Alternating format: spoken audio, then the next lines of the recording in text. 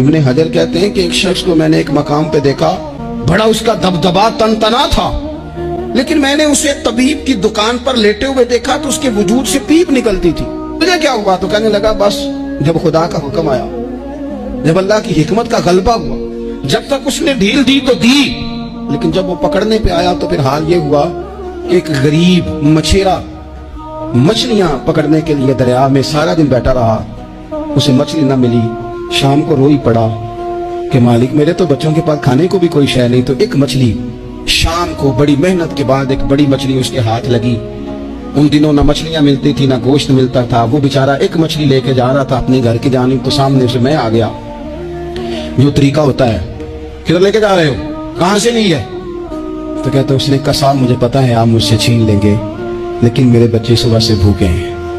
یہی میرا روزگار ہے، آج مجھے کچھ نہیں میسر آیا، میں نے اس مچھلی کو لیا ہے،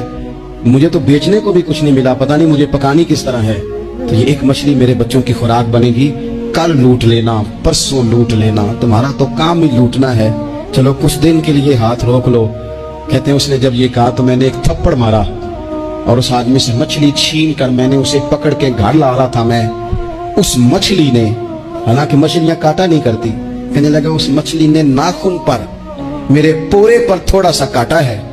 اور میں نے کہا کوئی بات نہیں، مچھلی ذرا بڑی تھی، اس نے کاٹ لیا، میں نے تھوڑی سی پٹی باندھی اور گھر والوں کو کہا مچھلی پکا دیں، انہوں نے پکائی کھائی، کچھ پتہ ہی نہیں تھا، 2-4 دن گزرے ہیں تو زخم آگے بڑھنے لگا ہے۔ طبیب کو دکھایا ہے تو اس نے کہا یہ تو انگلی کاٹنی پڑے گی۔ کہتے وہ انگلی کٹوائی، ایک ہفتہ نہیں گزرا تھا کہ زخم آگے بڑھا، تو پھر وہ ہاتھ کی طرف بڑھا تو میں نے جا کے دکھایا تو اس نے کہا ہاتھ بھی کاٹنا پڑے گا، سارا بازو کٹوا چکا ہوں، رات کو نیند نہیں آتی، ایک لقمہ پیٹ میں نہیں گزرتا، میرے بچے، میرے بھتیجے، میرے بھائی، میرے عزیز گلی گلی اس غریب کو ڈھونڈتے پھرتے ہیں جس کا نام بھی ہم کوئی نہیں جانتے،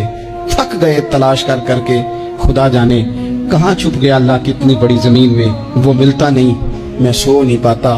کہنے لگے شیخ میرے لیے دعا کر دو، مجھے کچھ نہیں چاہیے، بس وہ مجھے مل جائے اور میں اس سے معافی لے لوں، بس وہ مجھے معاف کر دے، 2 جملے معاف، جیسے بھی ہوگا میں منا لوں گا، بندہ درکار ہے۔